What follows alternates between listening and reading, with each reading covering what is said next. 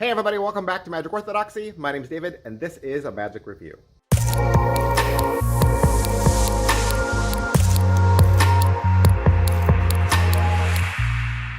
Hey everybody, welcome back to the channel. Thank you guys so much for being here. Today we're doing another one from Magic Dream Paris, and you might remember that last week I did numbers. I reviewed numbers. This week, letters, okay? Numbers was in the big red box. It looked like this, right? Big red box, and inside of this are a whole bunch of numbers. You get black numbers, red numbers. You get pretty much the same stuff that you're gonna get in the thing that we're gonna look at today.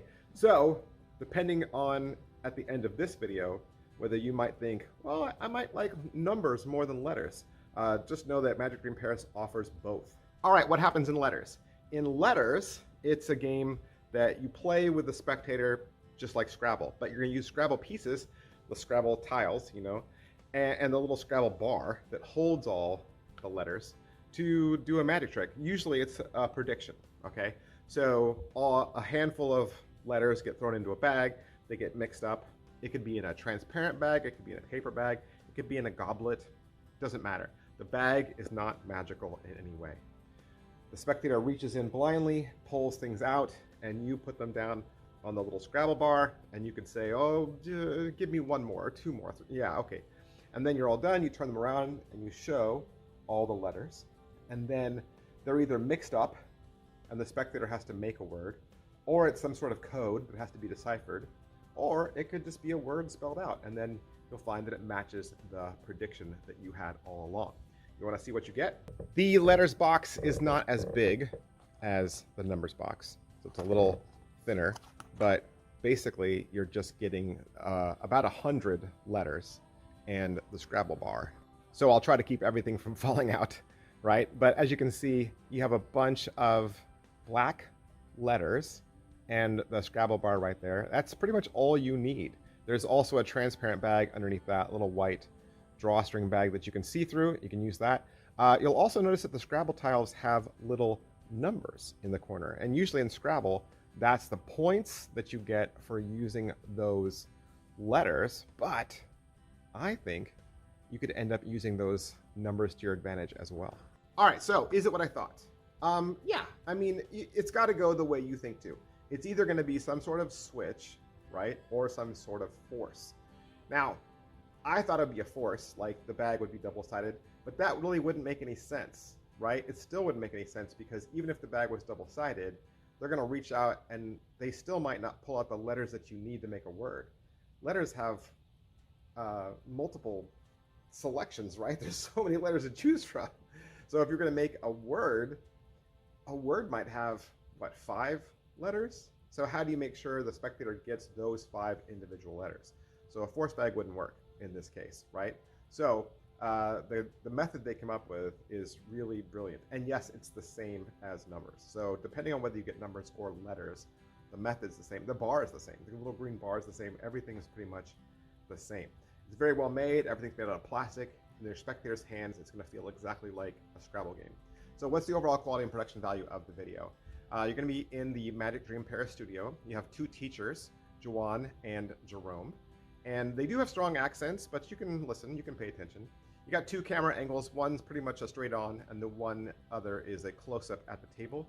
There's an intro. They talk about what's in the box, and then they give away the secret. And then they're going to demo the trick using the word parking. You write the word parking on a piece of paper, crumple it up, and throw it out into the audience, but the audience doesn't know that. Whoever grabs it comes up on stage, and they select out several different letters. Those letters are then put onto the bar, but they're all mixed up. The spectator rearranges them to create the word parking. You then have them open up the paper that you throw out into the audience. They open it up, and it says the word parking. So they're going to demo that, and then then they'll teach it to you, and that's about halfway through the video. Then they do a trick where you reveal the name of their dog. Let's say you have a picture of your dog in your wallet, and its name is on the back. Or you have a picture of Mickey Mouse, right? And they arrange the letters to spell out Mickey. There's a matchbox trick where they have all the letters to spell out matchbox except X. And then you pull out a matchbox, you push the drawer out, and the letter X is inside there. There's ways to add puzzles, so the letters make puzzles that need to be solved. Or you could do the reveals where the ink gets wiped off and then the second reveal is underneath the ink. You could mix up letters and propose, right? You could have the words "marry me," and somebody could stand up in the audience and propose to their girlfriend. You could do a pickpocket routine where you reveal an item that you stole from them earlier. There's also things you could do with a dictionary. So let's say your reveal is really a number, and then they go to that page in the dictionary and they find the word. Then they jump into a little mini jam session where they throw out a ton of ideas at the end. My idea was to also use the numbers that are on there because I've just watched Numbers, right? So Numbers is still in my head. And I was thinking, well, what if they put the letters up on the bar and it doesn't make any word? It's all a mishmash, right? There's no word to make. And then you say, well, let's use the numbers underneath. And then if you use those numbers underneath, you could piggyback off of something. You could turn those into a phone number, or you could turn those into a page in a book and do a book test. There's a whole bunch of fun things you could do with that. So I think there's a lot of potential here. Pocket space, this is probably only something you're going to do for a parlor close-up, right? You kind of need a table, or you need a magician stand.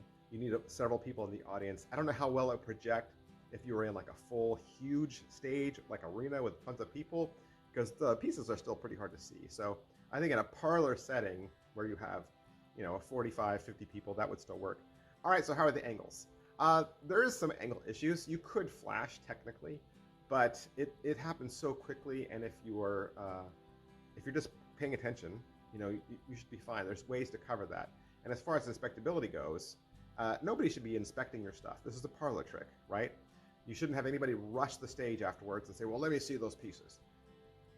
You're eliminating that because the spectator's handing you the pieces as they go. You just simply turn it around and there they are. So if somebody were to grab it afterwards, then yes, they would know how it was done. But slides in difficulty, how hard is this? The props do all the work. All you need to know is how to do your switch and you're golden. Everything else will work out exactly self-working. All right, so what is the setup and reset for this? Pretty much you have to set up every revelation, right? You can't do it on the fly. So you have to know what you're going to reveal, and you're setting that up in advance. And then that'll be the thing you're revealing all night, basically, okay? If you want to change the revelation, you'd have to go backstage and redo it. Positives, you know what I was thinking? The other thing is, this would work in any language that uses these characters, right? This would work in any language that uses these characters. And do they sell Scrabble in other character types? Like, can you do Scrabble in Chinese or Japanese? I don't know. But I suppose if you could, you might be able to find extra Scrabble pieces out on eBay, or just buy Scrabble games and just use those tiles, because the tiles aren't magical either. They're not. So all you need are the tiles, right, to be able to do this trick. So this would work in any language, I think. So I think that is great. Plus, this is not a trick that anyone has ever seen before. Like, who's ever seen a trick with Scrabble pieces? And people all know Scrabble. They recognize it. So none of it screams magic prop, even though it is. People won't ever suspect that it's a magic prop. They'll just think that these are the tools that you have from home. So it's a wonderful trick. The other great thing about this is, yes, there's a cost, right? It's $175. It's like $170 to $175, somewhere in that window. But it's a one-time purchase. It's a one-time purchase, and you never have to add anything to this or take anything away, right? Nothing's ever going to run out. You're not going to use anything up. You're not going to break anything. You don't have to reset anything.